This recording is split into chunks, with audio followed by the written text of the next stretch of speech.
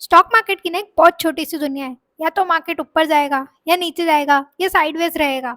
Short में बोलूँ तो या तो मार्केट आपके फेवर में रहेगा या फिर मार्केट आपके अगेंस्ट रहेगा। इसके अलावा मार्केट और कुछ नहीं कर सकता है। मार्केट में हम लोग कई बार या तो एंट्री गलत टाइम पे ले लेते हैं या एग्जिट गलत टाइम पे ले लेते हैं या दोनों ही चीज़ें गलत टाइम पे करते हैं।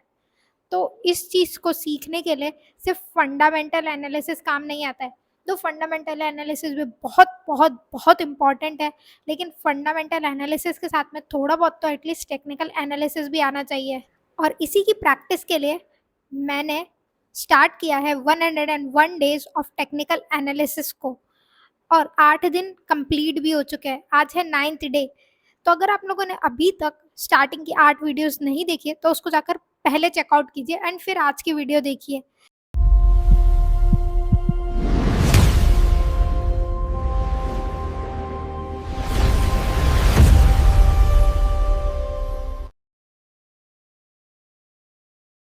तो आज है 19 अगस्त एंड हम लोग सबसे पहले डिस्कस कर रहे हैं इन्फो एज इंडिया लिमिटेड के शेयर को।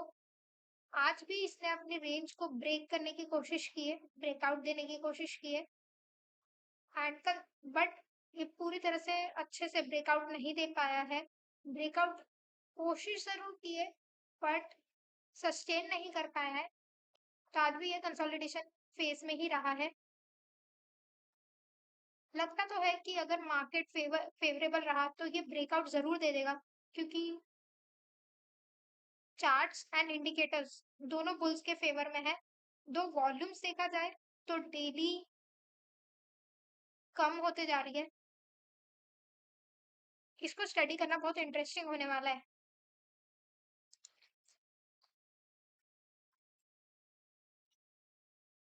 हम मूव होते हैं टाटा पावर की तरफ।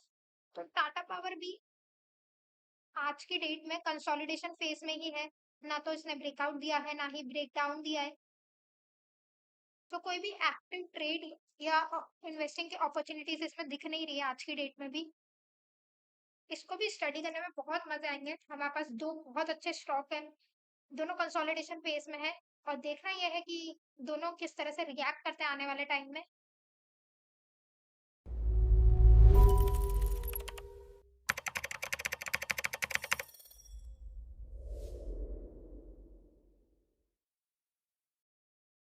Stock Paytm is an interesting case study.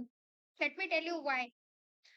Market के अगर टेक्निकल चार्ट्स को देखोगे, आई मीन मार्केट को टेक्निकली एनालाइज करोगे, तो एक पॉइंट है जहाँ पे मूविंग एवरेजेस ने इंडिकेट किया है कि यहाँ से मार्केट बुलिश होने वाला है एंड मार्केट बुलिश हुआ भी। दिस वाज द डेट 1 जुलाई।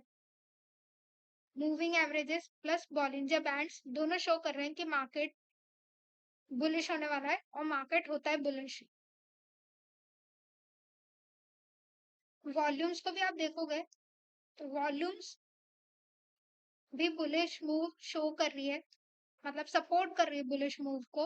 और मार्केट पूरे टाइम ऊपर जाता है। यहाँ पे तो कुछ ज्यादा ही बड़ी कैंडल बन जाती है, मतलब काफी ज्यादा बुल्स एक्टिव हो जाते हैं। वॉल्यूम्स भी इसको सपोर्ट करती है, that means this is not a fake out. फिर एक ये पॉइंट आता है जहाँ पे थोड़ा बहुत मार्केट एक रेंज में मूव होता रहता है। बट कल के दिन, दैट मीन्स ट्यूसडे के दिन 18 अगस्त के दिन मार्केट इस रेंज को ब्रेक कर देता है और ब्रेक डाउन देता है। अब let me tell you why. क्योंकि उस दिन आप देखोगे तो एक न्यूज आई थी ब्लॉक डील की। एंड ब्लॉक डील में जो प्रमोटर है वो इतना ज्यादा परसेंट ऑफ स्टेक अगर सेल कर रहा है तो ऑफ कोर्स मार्केट में बेयर्स एक्टिव होने ही थे।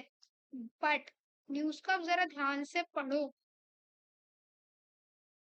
तो आपको पता चलेगा फाउंडर ने अपना जो डायरेक्ट स्टेक है वो सेल नहीं किया है। एक एसेट मैनेजमेंट कंपनी है उसके थ्रू, मतलब उस कंपनी ने जो शेयर्स होल्ड कर रखे थे वो सेल किए हैं, जिसमें this founder had a stake and that's the reason market ज्यादा डाउन गया नहीं एंड इवन जो वॉल्यूम्स है वो भी आप देखोगे तो वॉल्यूम्स भी, जो बेयर्स की वॉल्यूम है वो ज्यादा नहीं है, इट्स क्वाइट लेस। एंड आज के दिन मार्केट में बुलिश मूव आता है और मार्केट जो ये ट्रेंड लाइन है उसको तोड़ने की कोशिश करती है एंड दोबारा अपनी रेंज में आने की कोशिश करती है, बट सस्टेन नहीं कर पाती है during the day. Second thing is that कि जो मार्केट में ये stake I mean block deal की जो प्राइस थी, it was around 1535 and market उस प्राइस लेवल तक गया ही नहीं है। जिस दिन ये न्यूज अनाउंस हुई थी उस दिन भी मार्केट का लो अराउंड 1544 था एंड आज भी मार्केट 1544 के नीचे गया ही नहीं है। मार्केट में बुल्स वर एक्टिव और मार्केट ऊपर गया है, ग्रीन कैंडल बनी है। इवन इंडिकेटर्स के according market was bullish. That means fundamentals and technicals दोनों बहुत इंपॉर्टेंट है इस स्टॉक के प्राइस के मूव को समझने के लिए। और न्यूज भी ज्यादा ध्यान से डीपली पढ़ोगे तो आपको समझ में आएगा कि डायरेक्ट सेल ऑफ स्टेक नहीं है। That's the reason share price crash नहीं हुई है। वैसे आप लोगों के क्या व्यूज हैं इस स्टॉक के प्राइस को लेके, शॉर्ट रन में एंड लॉन्ग रन में? Do let me know about it in the comment section. Video पसंद आया तो लाइक एंड शेयर जरूर करना। चैनल को अगर अब तक सब्सक्राइब नहीं किया तो सब्सक्राइब के बिना भी मत जाना। Until next time, goodbye, take care, stay curious, stay safe, happy investing.